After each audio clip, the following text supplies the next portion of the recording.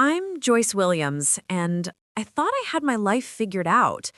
At 30, I was thriving as a physical therapist in Portland, helping people rebuild their lives after accidents and injuries. My days were filled with purpose, watching patients take their first steps again or regain movement they thought they'd lost forever. But despite my professional success, I carried a weight that never seemed to lift: the suffocating expectations of my family. Before we jump back in, tell us where you're tuning in from. And if this story touches you, make sure you're subscribed, because tomorrow I've saved something extra special for you. My mother, Margaret Williams, was a corporate lawyer from old Portland money. She'd built her entire identity around maintaining our family's social standing, and she never let me forget what that meant. "You're settling, Joyce," she'd say whenever I talked about my work. "You could have been a doctor, married a surgeon. You're wasting your potential on this." My father, Robert, an investment banker who'd married into old money, was quieter but no less demanding. He measured everything in dollars and status symbols. Even my sister Emily, 27 and following our mother's path through law school, seemed to look at my choices with barely concealed disappointment. That October evening, I was volunteering at a disability rights fundraiser downtown, setting up accessibility stations and helping coordinate the event. The cause was close to my heart. I'd seen too many patients struggle not just with their injuries, but with a world that wasn't built for them. As I was arranging adaptive technology displays, I heard a voice behind me. Most people would have put the voice recognition software next to the computer, but you placed it by the communication boards. That's brilliant. I turned around and found myself looking into the warmest brown eyes I'd ever seen. The man speaking was in a wheelchair, probably around my age, with dark hair and a smile that seemed to light up the entire room. There was something magnetic about him, a quiet confidence that drew me in immediately. "I'm Alex," he said, extending his hand. "Alex Rodriguez, and you clearly know what you're doing." "I'm Joyce Williams," I replied, shaking his hand and feeling an unexpected flutter in my chest. "You're a physical therapist, so you've learned a thing or two about adaptive technology." "Ah, that explains it. You see possibilities where others see problems." We fell into conversation effortlessly. Alex told me he was a digital artist, and when he spoke about his work, his passion was infectious. He talked about creating art that represented disability, not as limitation, but as a different way of experiencing and interpreting the world.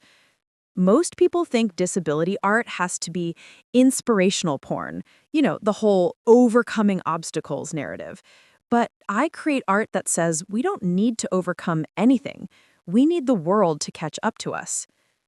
I found myself nodding, thinking of all the patients who'd been told they needed to get back to normal instead of being celebrated for finding their new normal. "Can I show you something?" Alex asked, pulling out a tablet. His fingers moved across the screen with practiced ease. And suddenly, I was looking at the most stunning digital artwork I had ever seen. Vibrant colors swirled together in impossible patterns, creating images that seemed to move and breathe. One piece showed a dancer in a wheelchair, her movements creating trails of light that spelled out words like grace and power in languages I couldn't read. "This is incredible," I breathed, unable to look away. "How do you even create something like this?" Alex's smile widened. "Hours of practice and a lot of coffee. I've been teaching myself digital art techniques for years. Most people think it's just computer doodles, but there's a whole community of us out there pushing the boundaries of what art can be." We talked until the fundraiser wound down, sharing stories about our work, our dreams, our frustrations with a world that often seemed determined to put people in boxes. When he asked for my number, scribbling his on a napkin with a small doodle of a wheelchair with wings, I didn't hesitate. Walking to my car that night, I felt something I hadn't experienced in years: genuine excitement about getting to know someone. But as I drove home to my apartment, the familiar weight settled back on my shoulders. I could already hear my mother's voice, see my father's disapproving frown. Alex was everything my family would never accept. He didn't wear expensive suits or drive a luxury car. He wouldn't fit into their country club dinners or charity galas. His art, as beautiful as it was, wouldn't register as real success in their world. But as I replayed our conversation, remembering the way his eyes lit up when he talked about his work, the gentle way he'd helped an elderly woman navigate her walker around the display tables, and the genuine interest he'd shown in my patients' stories, I realized something important. For the first time in my life, I'd met someone who saw the world the way I did. Someone who understood worth wasn't measured in dollar signs or social status, but in the impact you had on others' lives.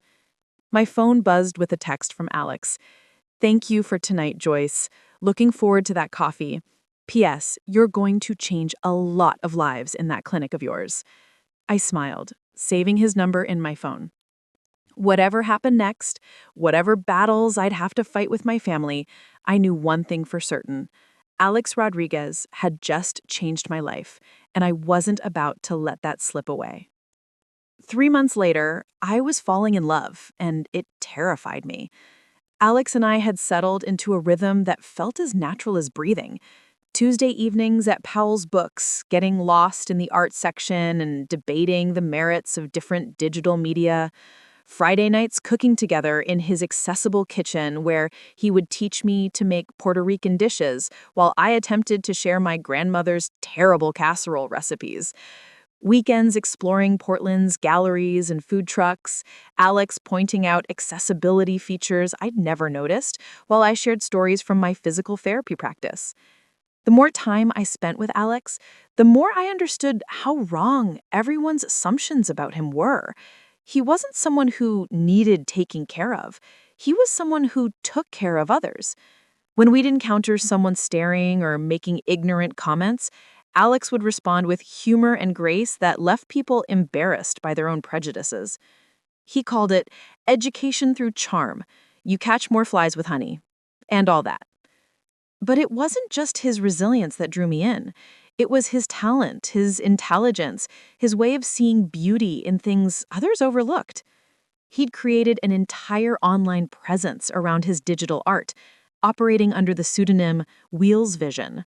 His following was growing, especially among disability rights advocates and digital art collectors who appreciated his unique perspective.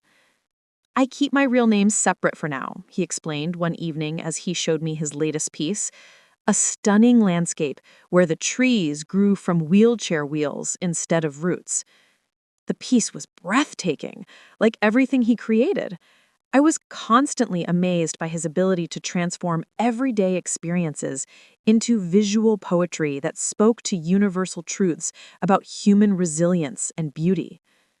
It was during one of these evenings that I met Rosa and Marcus Martinez, Alex's chosen family. Rosa, 52 and retired from teaching, had fostered over 30 kids during her career. Alex had been one of hers from age 14 until he aged out of the system, but their bond had never broken. "This boy," Rosa said, squeezing Alex's shoulder as she served us her famous empanadas, "taught me more about strength than any of my other kids. Never complained, never gave up, just kept creating beautiful things." Marcus, 26, and Alex's foster brother, worked in social media marketing. He'd been helping Alex build his online presence, understanding instinctively how to showcase Alex's work to the right audiences. "Joyce," Marcus said, grinning as he pulled up Alex's latest Instagram post, "you should see the comments on this piece. People from all over the world sharing their stories, talking about how Alex's art makes them feel seen." Sitting in that warm kitchen, surrounded by laughter and unconditional love, I felt something I'd never experienced in my own family's pristine dining room. Belonging. These people loved fiercely and completely, without conditions or expectations beyond basic kindness and respect. The contrast with my own family became more stark with each passing week. My tentative mentions of Alex during family dinners were met with polite disinterest that gradually shifted to pointed questions. "So, this Alex person, what does he do for a living?" my mother said over our monthly lunch at her favorite downtown restaurant. "He's an artist, a very talented digital artist with a growing following." Digital art. How modern. And does this pay the bills? Art is a notoriously unstable career path. No health insurance, no retirement planning, no real security. Emily, who had been quietly pushing food around her plate, finally spoke up. "Joyce seems happy," she said softly. "Happiness doesn't pay for mortgages or children's college funds. Joyce needs to think practically about her future." The pressure escalated as the weeks went on. My mother began orchestrating casual encounters with eligible banchers.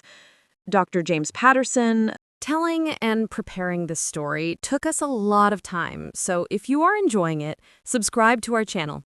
It means a lot to us. Now, back to the story. One evening, as Alex and I walked through Laurelhurst Park, he stopped his wheelchair near the pond and turned to look at me with those warm brown eyes. "You've been quiet lately," he said. "Want to talk about what's bothering you?" I sat down on a nearby bench, level with his chair, and finally let the truth pour out. I told him about my family's expectations, their subtle and not so subtle disapproval, the pressure to date men like James Patterson. Alex listened without interruption, his expression growing more serious as I spoke. When I finished, he was quiet for a long moment. "I don't want to be the reason you lose your family, Joyce," he said finally. "If being with me means giving up the people you love—" "Stop," I interrupted, reaching for his hand. "Don't you dare finish that sentence. You're not the problem here. Their narrow-mindedness is the problem." But even as I said the words, I could feel the weight of the choice ahead of me. My family had been my entire world for 30 years. Could I really walk away from all of that? Looking into Alex's eyes, seeing the love and concern there, I realized I was about to find out. The family dinner was supposed to be my olive branch. After weeks of mounting tension and increasingly pointed comments about my relationship choices, I decided it was time for my family to meet Alex properly. Maybe if they could see what I saw, his intelligence, his humor, his genuine kindness, they'd understand why I loved him. I should have known better. I spent the entire day of the dinner nervous, changing clothes 3 times and coaching Alex on topics that might interest my parents. He was patient with my anxiety, reassuring me that everything would work out. "Your family loves you, Joyce," he said, as we pulled into my parents' circular driveway in his modified Honda. "They want you to be happy. Once they see that you are, they'll come around." The Williams family home was everything Alex's warm, lived-in space wasn't. Pristine, cold, designed more for impressing guests than creating comfort. As Alex navigated his wheelchair up the ramp my father had grudgingly installed that afternoon, I saw him taking in the intimidating grandeur of the place. Margaret opened the door wearing her most forced smile, the one she reserved for charity events and unpleasant business obligations. "You must be Alex," she said, her tone saccharine. "How inspiring to meet you." The word inspiring landed like a slap. I'd heard Alex rant about inspiration porn countless times, the way people treated disabled individuals as motivation rather than human beings with their own complex lives and aspirations. Dinner was a masterclass in passive-aggressive warfare. My mother served Alex's plate with exaggerated care, as if he couldn't manage it himself. My father immediately began interrogating Alex about his income, his health insurance, his long-term viability as a partner. "So, digital art, that's an interesting hobby," Robert said, cutting his steak with surgical precision. "It's actually my career," Alex replied politely, though I could see the tension in his jaw. Online galleries. How modern. Margaret laughed, the sound sharp and dismissive. Robert, didn't your nephew try something like that? Computer games or something? It's not computer games, I interjected, my voice tighter than I intended. Alex creates sophisticated digital artwork. He has a following of thousands of people who appreciate his unique perspective. Perspective, my mother repeated, as if tasting something unpleasant. Well, I suppose everyone has their perspective on art. Emily sat in uncomfortable silence through most of the meal, occasionally shooting me apologetic looks that did nothing to ease the growing tension. The breaking point came when Alex mentioned his foster care background and his chosen family with Rosa and Marcus. Foster care, Margaret repeated, her eyebrows raised. How tragic. And no real family to speak of? Rosa and Marcus are my real family, Alex said firmly. They've given me more love and support than— Of course, dear, Margaret interrupted, her tone dripping with condescension. I'm sure they're lovely people, but Joyce comes from a different world. She has responsibilities, expectations, a certain standard of living she's accustomed to. Mom, I warned her, but she was just getting started. I'm sure you're a very nice young man, Alex, but let's be realistic. Joyce is a successful professional from an established family. She needs a partner who can match her ambition, someone who can provide stability and security, not someone she'll need to take care of. The silence that followed was deafening.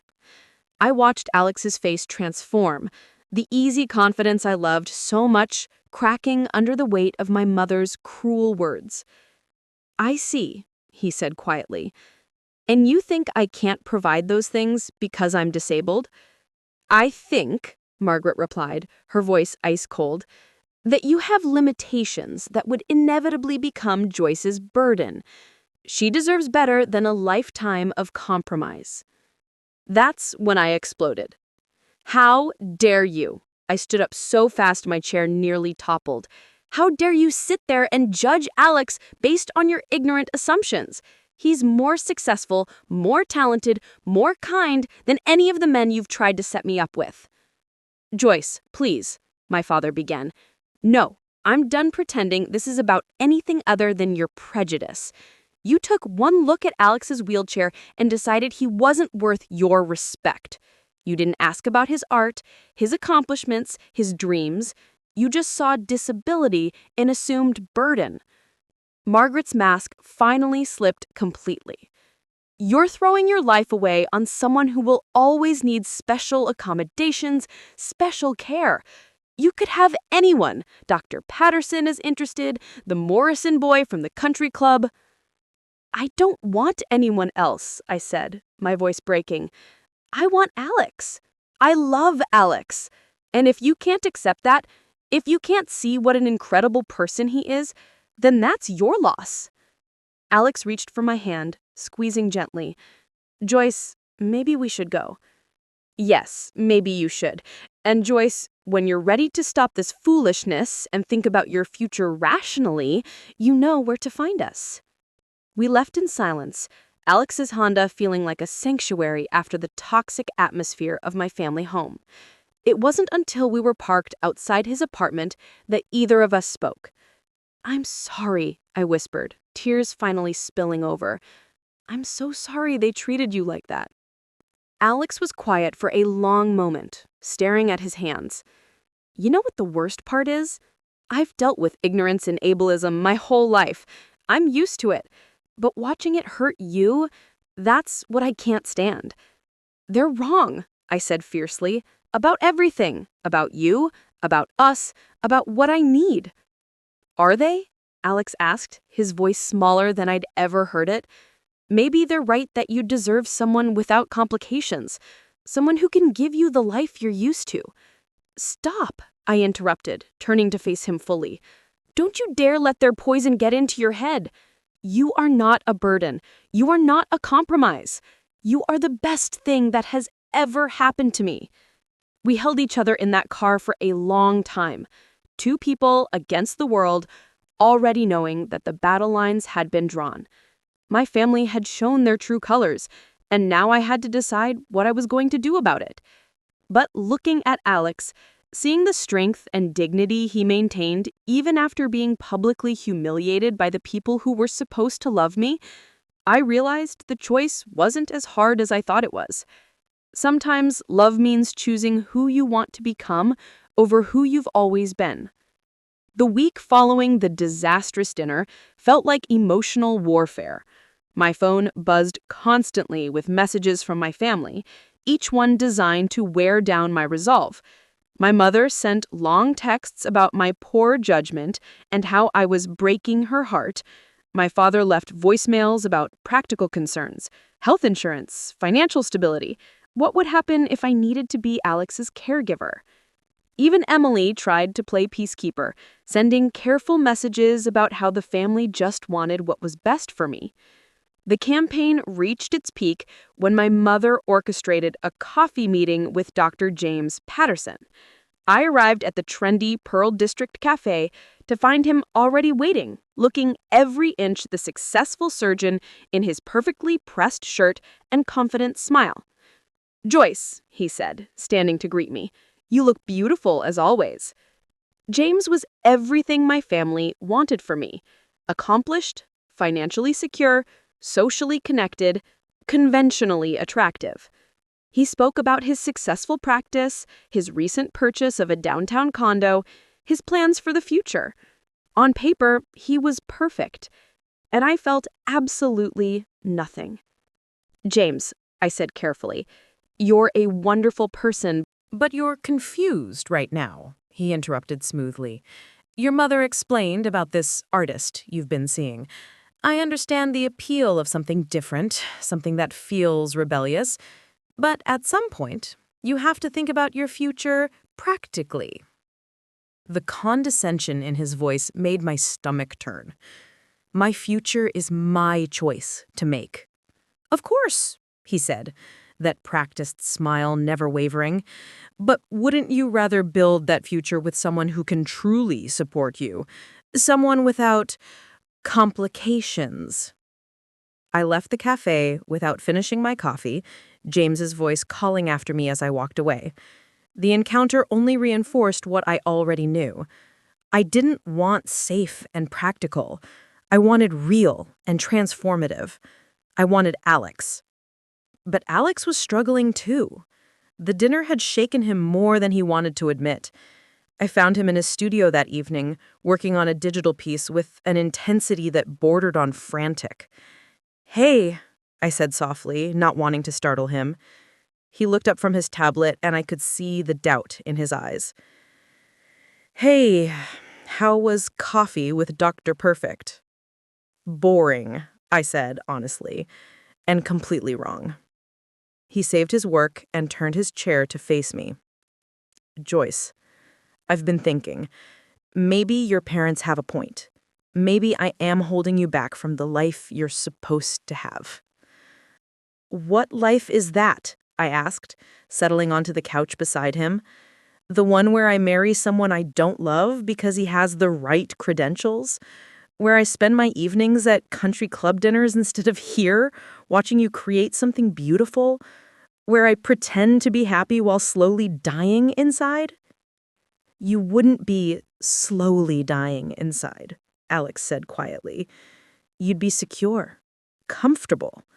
Your family would be proud of you." "And what about you?" I asked, taking his hands in mine. "What about us?" Maybe us was always temporary. Maybe it's time to be realistic about what we can actually offer each other. I stared at him, seeing the pain behind his words, understanding that my family's cruelty had planted seeds of self-doubt that were already taking root.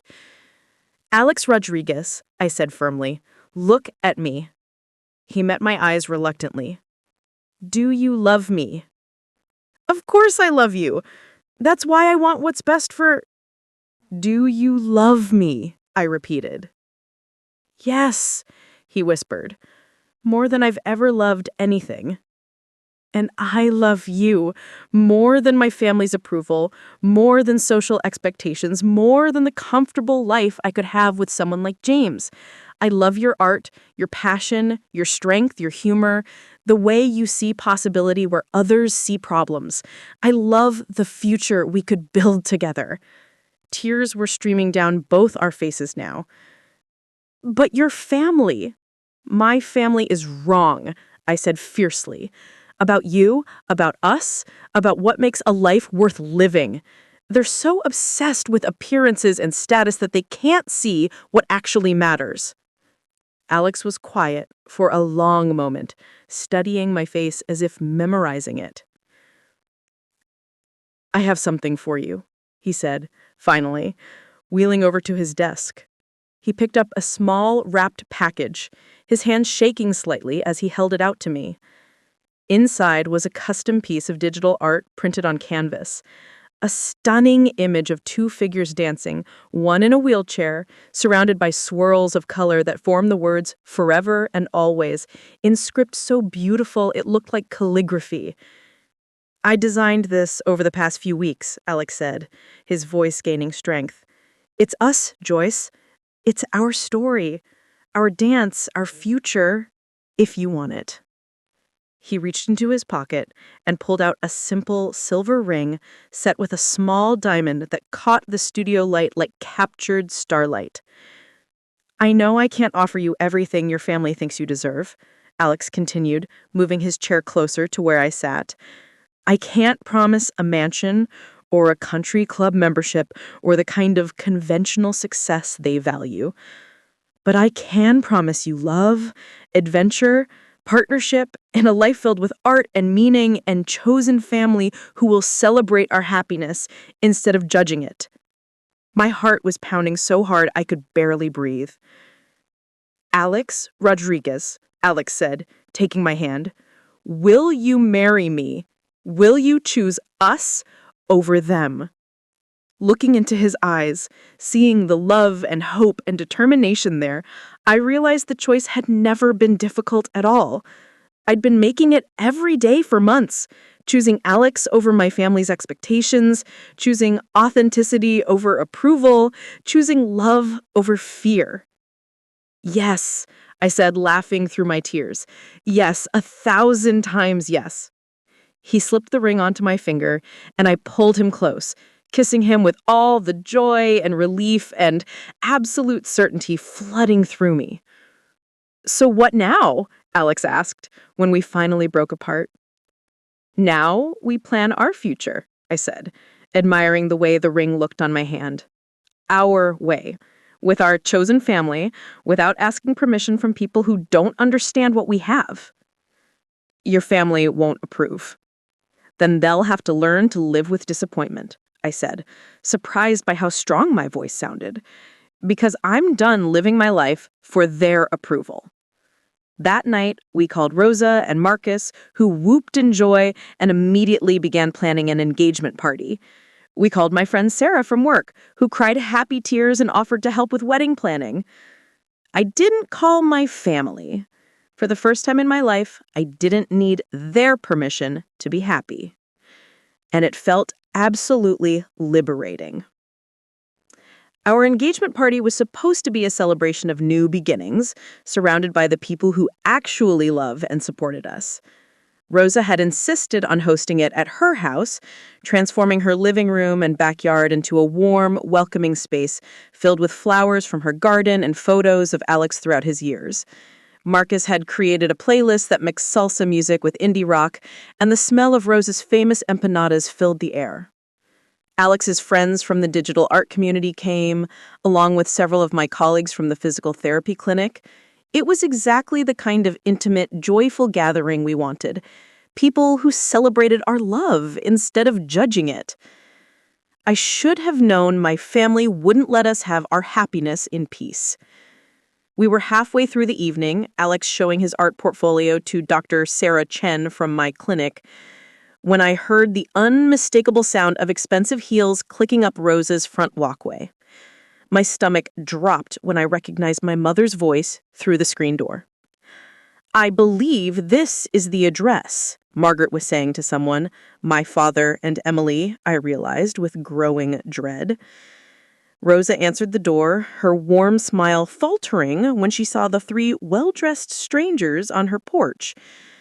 Good evening, Margaret said, her tone carrying all the authority she wielded in corporate boardrooms. We're Joyce's family. I believe she's here. Before Rosa could respond, I was moving toward the door, Alex right behind me. The conversations around us had stopped, everyone sensing the tension that had just entered the room. Mom, I said, my voice carefully controlled, what are you doing here? You need to talk, Margaret replied, pushing past Rosa into the living room. My father and Emily followed, looking deeply uncomfortable but unwilling to abandon their family solidarity. This is a private party, I said. You weren't invited. Because you're making a mistake that will ruin your life, Margaret's voice rose, carrying clearly across Rosa's small living room. The room had gone completely silent now. Alex's friends, my colleagues, Rosa and Marcus, everyone was watching this confrontation unfold with the kind of horrified fascination usually reserved for car accidents.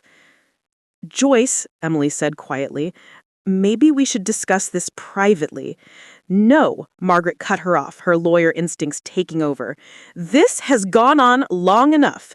Joyce, you are engaged to a man who will never be able to provide for you, who will require constant care and accommodation. You're sacrificing your future for what? Temporary infatuation? Gasps echoed around the room. I felt like I'd been punched in the stomach. That's enough, I said, my voice shaking with rage. You have no right to speak to him that way. I have every right to protect my daughter from making the biggest mistake of her life. Look around, Joyce. Look at this place. These people. Is this really the life you want? Trading down from everything you could have? Rosa stepped forward, her own voice sharp with anger. Excuse me, but this is my home, and you're insulting my family. Your family, Margaret laughed, the sound cruel and dismissive. A collection of foster children and social misfits. Joyce, you were raised better than this. That's when Alex tried to intervene again, wheeling his chair forward. Mrs. Williams, I love your daughter, and I would never do anything to hurt. Love? Margaret's voice reached a pitch that could have shattered glass. What you call love, I call dependency. You're nothing but a burden that my daughter has confused with romance. She'll spend her entire life taking care of you, watching opportunities pass her by, settling for less than she deserves because she feels sorry for you. The words hung in the air like poison. I watched Alex's face crumble, saw the pain and humiliation wash over him in front of all these people who respected and cared about him. And something inside me broke. Get out, I said, my voice deadly quiet. Joyce, my father began. Get out, I screamed, loud enough that the neighbors probably heard. Get out of this house? Get out of our lives? Get out of everything we're trying to build. Margaret straightened, her mask of civility finally falling completely away. Fine. If this is the choice you're making, then live with the consequences. Don't come crawling back to us when reality sets in and you realize what you've given up. I won't, I said, meeting her eyes with steel in my voice. Because unlike you, I know the difference between love and transaction. You're choosing him over your own family, Robert said, speaking for the first time since they'd arrived. No, I replied, you're choosing prejudice over your own daughter. Margaret turned to go, then paused at the door for one final blow. When this fantasy falls apart, Joyce, when you're struggling to pay bills and dealing with the reality of what you've signed up for, remember that we tried to save you from yourself. Emily hesitated at the threshold, tears streaming down her face.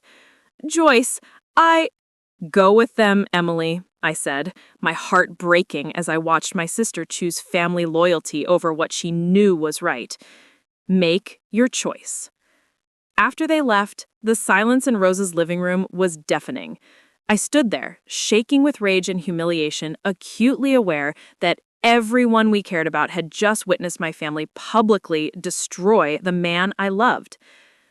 I think, Alex said quietly, his voice barely above a whisper, maybe people should go home. No, Rosa said fiercely, moving to put her hands on Alex's shoulders. Absolutely not. This is your engagement party, and we're going to celebrate your love. Rosa's right, Marcus added, his voice carrying surprising authority. We don't let small-minded people ruin our joy. One by one, our friends rallied around us. Dr. Chen raised her glass in a toast to love conquering ignorance. Alex's artist friends shared stories about overcoming family rejection and finding chosen family. Someone turned the music back up. But I could see in Alex's eyes that the damage had been done. My mother's words had found their target, planting seeds of doubt that I knew would be hard to uproot. Later that night, after everyone had gone home and Rosa had insisted on cleaning up herself, Alex and I sat in his living room in exhausted silence. I'm sorry, I said finally. You have nothing to apologize for, but his voice was flat, emotionally depleted. They were wrong about everything. Were they? Alex asked, not meeting my eyes. Maybe I am asking too much of you. Maybe you would be better off with someone like Dr. Patterson. Alex, don't. Your family will never accept this, Joyce. Tonight proved that. Are you really ready to give up everything for someone they see as worthless? I knelt beside his chair, taking his face in my hands and forcing him to look at me. You are not worthless, I said fiercely. You are talented, kind, brilliant, and strong. If my family can't see that, then they're the ones missing out. But your sister, your parents, made their choice, I finished, just like I'm making mine. I choose you, Alex. I choose us. I choose the family we build together over the one that wants to tear us apart. We held each other that night, two people who'd been publicly humiliated, but refused to let cruelty win. We had no idea that within months, my family's words would come back to haunt them in ways they could never have imagined. But that night, all we had was each other and the unshakable belief that love was stronger than prejudice. It would have to be enough. What my family didn't know, what even I was just beginning to understand, was that Alex had been building something extraordinary in the shadows of his quiet artistic life. It started with small revelations. A few weeks after the disastrous engagement party, I was helping Alex organize his studio when I noticed a folder labeled Business 2023 on his computer desktop. Alex, I said, curiosity getting the better of me, what's in the business folder? He paused in his work, a slight flush coloring his cheeks. Just some administrative stuff. You know, tax documents, receipts. But something in his tone made me press. Tax documents for what kind of income? Alex was quiet for a long moment, then wheeled his chair over to face me directly. Joyce, there's something I haven't told you. Something I've been keeping private until I was sure about, well, about us. He clicked open the folder and my eyes widened as I saw spreadsheets filled with numbers that made my physical therapy salary look like pocket change. What am I looking at? Whispered. My art sales, Alex said quietly, under my pseudonym Wheels Vision. I've been selling digital art and NFTs for the past 3 years. I stared at the numbers, trying to process what I was seeing. Sales figures that reached into the hundreds of thousands. Monthly income that dwarfed what most people made in a year. Alex, I breathed, these numbers, you're making more money than my father. He nodded, his expression a mixture of pride and embarrassment. I didn't want to tell you at first because I needed to know you loved me for who I am, not what I could provide. And then, after that dinner with your family, I was going to tell you after we got engaged, but the timing never felt right. Marcus appeared in the doorway, grinning as he overheard our conversation. Finally telling her about the empire, huh? Empire? I repeated weakly. Sit down, Alex said gently. Let me show you what we've really built. Over the next hour, Alex and Marcus walked me through 3 years of carefully constructed success. It had started small, Alex creating digital art pieces and selling them on various platforms. But Marcus, with his social media expertise, had recognized the potential for something much bigger. The disability rights community was hungry for representation that wasn't just inspiration porn. Alex's work spoke to people in a way nothing else was doing.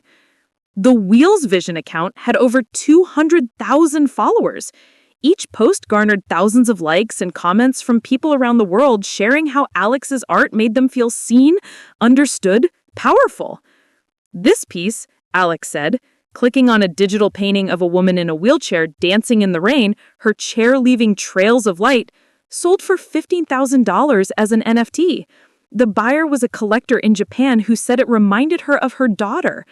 And this one, Marcus added, showing me a series called Adaptive Beauty, featuring people with various disabilities transformed into mythical beings, was commissioned by a tech company for their diversity campaign, $25,000.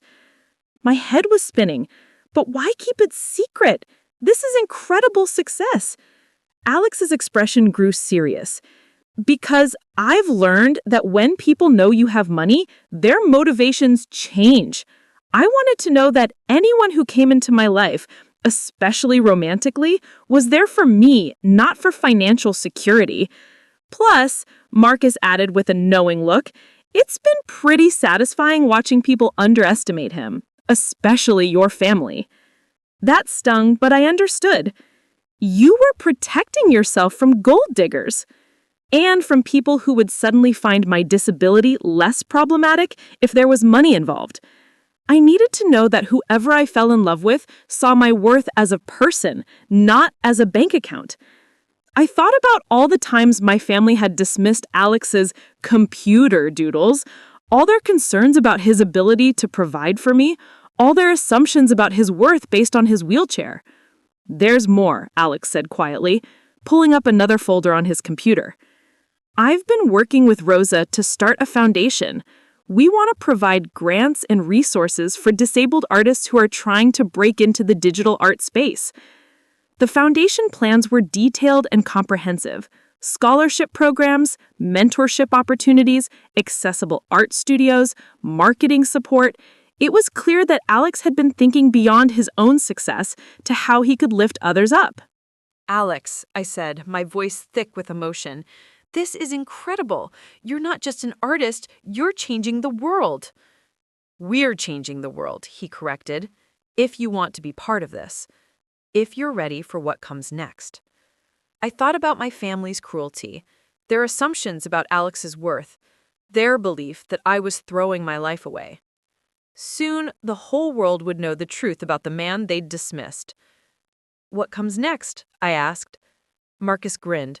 We go public. We tell Alex's story. We show the world what real success looks like. And, Alex added, his eyes sparkling with the confidence I'd fallen in love with, we prove that love and talent always win in the end.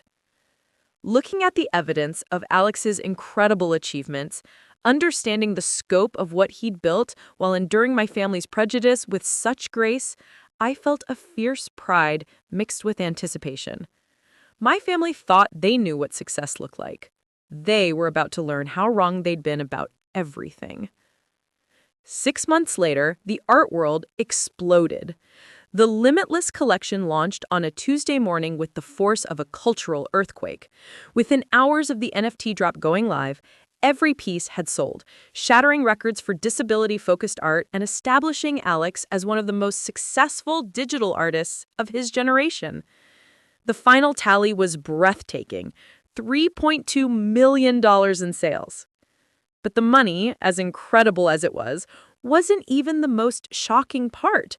The documentary Wheels of Change, the Alex Rodriguez story, premiered simultaneously across streaming platforms and immediately went viral. Within 48 hours, it had been viewed over 2 million times, sparking conversations about disability, art, and success across every social media platform. I watched from Alex's studio as the notifications poured in. News outlets requesting interviews, galleries wanting to showcase his work, and disability rights organizations celebrating his breakthrough. Alex sat in his wheelchair, staring at his phone with an expression of complete disbelief. "Joyce," he said quietly, "CNN wants to interview me. CNN!" Marcus burst through the door, practically vibrating with excitement. "Have you seen Twitter? #LimitlessArt is trending worldwide. People are sharing their own disability stories, posting about how Alex's work made them feel seen." He showed us his phone screen, filled with posts from around the globe. "Seeing Alex Rodriguez's art gives me hope that my daughter's autism won't limit her dreams. Finally, disability representation that shows our strength, not our struggles." This man just proved that talent has nothing to do with physical ability. But it was the local news coverage that hit closest to home. Portland's morning show led with the story. Local artist NFT collection breaks records, challenges perceptions about disability. The reporter stood outside Alex's apartment building, explaining how a Portland wheelchair user had just become one of the city's most successful artists overnight. They interviewed neighbors who remembered Alex as the quiet, talented young man who had always been working on his art. He never made a big deal about his success, but you could tell he was building something special, said Mrs. Chen from down the hall. The story spread through Portland's social circles like wildfire. By afternoon, it had reached the networks of people who knew my family. I found out how they learned about Alex's success from Emily, who called me crying around dinner time. "Joyce," she sobbed into the phone, "I just saw the news. Oh my God, I just saw the news about Alex."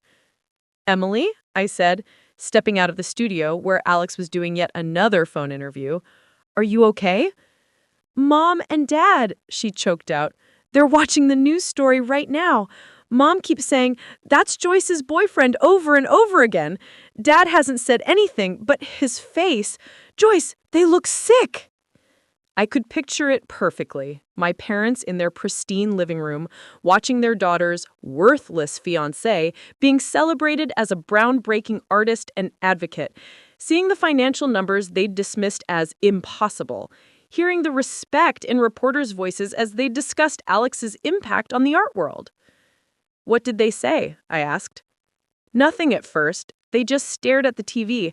Then Mom started making phone calls. Mrs. Hartwell called during the news segment. Apparently, it's all over the country club. Everyone is talking about how you're engaged to the artist they're featuring." Mrs. Elizabeth Hartwell, the biggest gossip in my family's social circle. If she knew, everyone knew. "Emily," I said gently, "are you calling to apologize?" "I'm calling to tell you that I was wrong," she said, her voice breaking. "We were all wrong. Horribly, terribly wrong. Joyce, I am so ashamed of how we treated Alex, how we treated you." "Thank you for saying that." "The things Mom said at your engagement party, calling him a burden, saying he'd never be able to provide for you. God, Joyce, he's worth more than Dad makes in 5 years." The irony was indeed spectacular, but I found I didn't feel the vindication I'd expected. Mostly, I felt sad that it had taken Alex's public success for my family to realize his worth. "Emily, Alex was exactly the same person the night of that dinner as he is today. His value didn't increase because he became famous." I know, and that makes it so much worse. Over the next few days, the media coverage intensified. Alex appeared on morning shows, gave interviews to major publications, and spoke at disability rights conferences. The documentary continued to rack up millions of views, and the Limitless collection was being discussed in art classes and disability studies courses across the country. But the social media response that truly showed the impact of Alex's story, the hashtag #LimitlessArt, became a rallying cry for disabled artists everywhere, with people sharing their own work and stories of overcoming societal barriers. Marcus, now officially Alex's publicist and social media manager, was documenting every response. "Look at this," he said, showing us his laptop screen, filled with messages from aspiring artists, parents of disabled children, and advocates celebrating Alex's breakthrough. This 8-year-old girl in Kansas just started taking digital art classes because she saw Alex's story. Her mom sent us her first piece, a drawing of herself in her wheelchair with wings. But perhaps the most satisfying response came from an unexpected source. Dr. James Patterson, the surgeon my family had tried to set me up with, reached out through my physical therapy clinic. "Joyce," Sarah told me with barely contained laughter, "Dr. Patterson asked me to tell you that he thinks you made an excellent choice and that Alex's work is truly inspiring." Even James could see what my family had missed. The Williams family's humiliation was becoming a local talking point. Mrs. Hartwell, who had witnessed their cruel rejection of Alex at the engagement party, was apparently telling anyone who would listen about how they'd dismissed a future millionaire as worthless.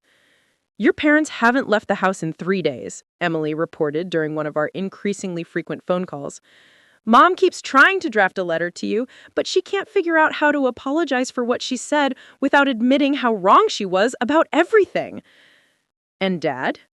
Dad keeps muttering about missed opportunities and asking if Alex needs any investment advice. The transformation was as predictable as it was disgusting.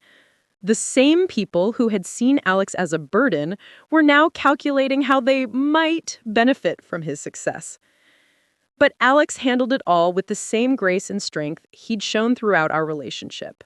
When reporters asked about facing discrimination, he spoke eloquently about the need to change societal perceptions. When they asked about his financial success, he redirected the conversation to his foundation and the opportunities he wanted to create for other disabled artists. "The money is wonderful," he said in one televised interview, "but the real success is in changing minds and creating space for voices that haven't been heard." I watched that interview from the green room, bursting with pride at the man who had gone from being dismissed as worthless to becoming a voice for millions of people who had been underestimated by a society that couldn't see past their disabilities. My family had mocked his computer doodles. The world was celebrating him as a visionary artist and advocate. They called him a burden. He was now supporting an entire foundation dedicated to lifting up other disabled artists. They predicted he would drag me down. Instead, he had lifted both of us to heights we never could have imagined. The vindication was complete. But more importantly, the world had been shown a different way of thinking about disability, success, and human worth. And we were just getting started. The email that would change everything arrived on a Thursday morning in March. Alex was in his studio working on a piece for his upcoming collection when his phone buzzed with a notification that made him freeze. "Joyce?" he called, his voice tight with disbelief. "Can you come here?" I found him staring at his computer screen, his face pale. "What is it?" I asked, worry creeping into my voice. "David Torres wants to meet with me," Alex said quietly. As in David Torres, the tech mogul, the guy who founded Adaptive Solutions and revolutionized accessibility technology. I knew the name. Everyone in Portland did. David Torres had lost his arm in military service and had channeled his experience with adaptive technology into building a billion-dollar company focused on making technology more accessible for people with disabilities. He was a legend in both the tech and disability rights communities. "What does he want?" I asked. Alex clicked on the email and we read it together. "Mr. Rodriguez, Wheels Vision. I've been following your work for several months through various disability rights forums and NFT platforms. Your artistic vision and advocacy through art is exactly what our community needs more of. I'm reaching out because I have a proposition that I believe could amplify your message while creating significant opportunities for disabled artists everywhere. I'd like to commission you for a major project that would combine your artistic talents with my company's platform to create something groundbreaking. Would you be available for a meeting next week? I'm in Portland frequently and would be happy to accommodate your schedule and accessibility needs. Best regards, David Torres, CEO, Adaptive Solutions. Oh my God, I whispered. Alex, this is huge. This is terrifying, Alex corrected, though I could see excitement warring with anxiety in his expression. David Torres doesn't just commission art. When he gets involved in projects, they become movements. Marcus, who had been listening from the doorway, let out a whoop that probably scared the neighbors. Are you kidding me? David Torres? Do you know what this could mean for the foundation, for disabled artists everywhere? The meeting was scheduled for the following Tuesday at a downtown Portland cafe that David had chosen specifically for its accessibility features. Alex spent the weekend alternating between nervous excitement and complete panic. What if he's expecting something I can't deliver? Alex worried as we lay in bed the night before the meeting. What if this is too big? Then you'll figure it out, I said, stroking his hair. You've built everything you have so far by taking risks and believing in your vision. This is just the next step. The next morning, Alex dressed more carefully than I had ever seen him. A button-down shirt that brought out his eyes, dark jeans, his lucky watch that Rosa had given him for his 18th birthday. He looked professional, confident, ready to take on the world. I went with him for moral support, though I planned to stay in the background. This was Alex's moment. David Torres was already waiting when we arrived, and I was struck immediately by his presence. He was in his early 40s with graying hair and kind eyes, wearing a casual blazer over a t-shirt that read, "Accessibility is innovation." His prosthetic arm was clearly visible, and he made no attempt to hide it. "Alex," he said, standing to shake hands, "it's an honor to finally meet the artist behind Wheels Vision. Your work has been inspiring people across the globe." "Thank you," Alex replied, and I could hear the nervousness in his voice. "This is my fiancée, Joyce." "Pleasure to meet you," David said, shaking my hand as well. "I hope you don't mind if I steal your man for a business conversation." We settled at a corner table, and David wasted no time getting to the point. "Alex, I'm going to be direct with you. The disability rights movement needs more voices like yours, artists who can show the world what we're capable of, rather than just advocating for what we need. Your work doesn't just represent us, it elevates us." Alex nodded, still clearly processing that this conversation was actually happening.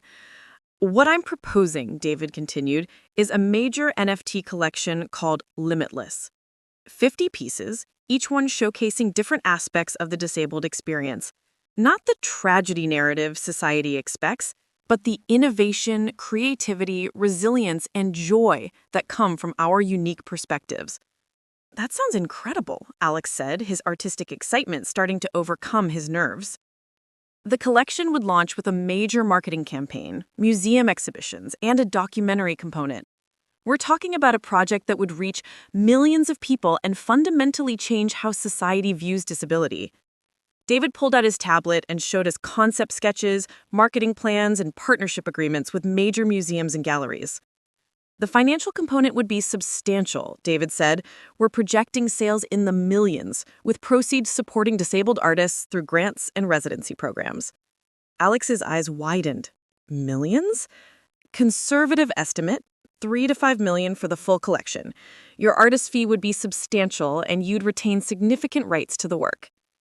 I watched Alex process this information, saw the moment when he truly understood the magnitude of what was being offered. "But there's one catch," David said, his expression growing serious. "This project would require you to go fully public. No more Wheels Vision pseudonym. Your story, your face, your real identity would be the centerpiece of the entire campaign." "That means interviews, media appearances, public scrutiny," Alex said slowly.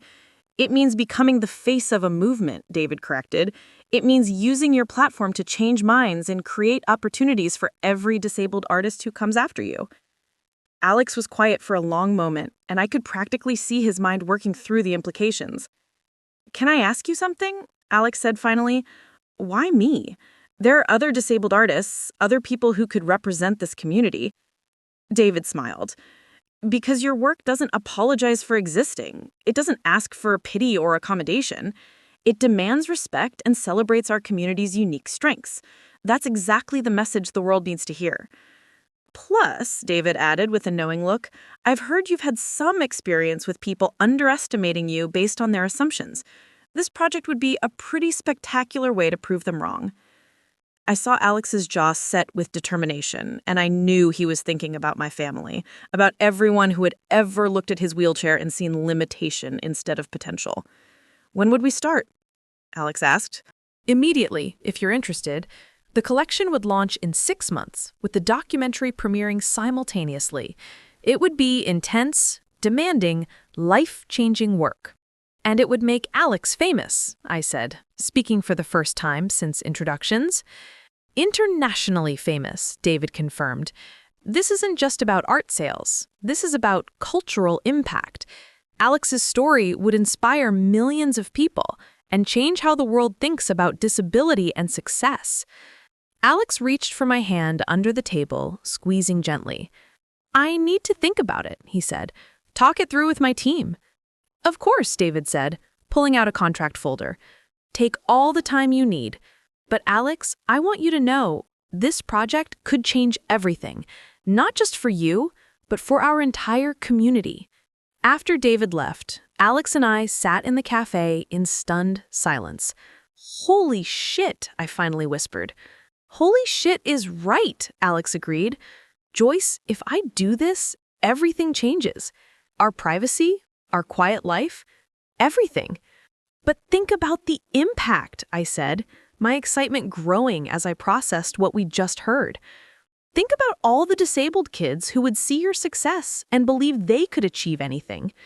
Think about changing minds, breaking down barriers.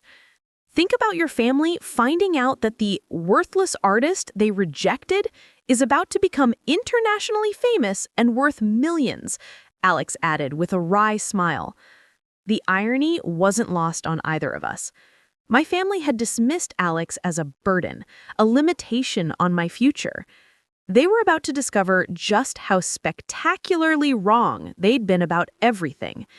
So, I said, grinning as the full implications hit me, are you ready to show the world what real success looks like? Alex's answering smile was radiant with possibility. Let's change everything. 1 year later, I stood in the garden behind our new home, watching Alex put the final touches on a digital mural that would be projected onto the side of the Portland Art Museum for his upcoming retrospective.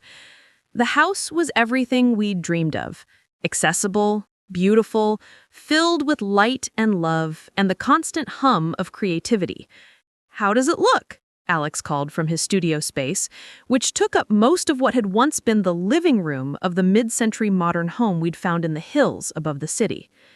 Like you're about to change the world again, I called back, and I wasn't exaggerating. The past year had been a whirlwind of success that had exceeded even our wildest dreams. Alex's limitless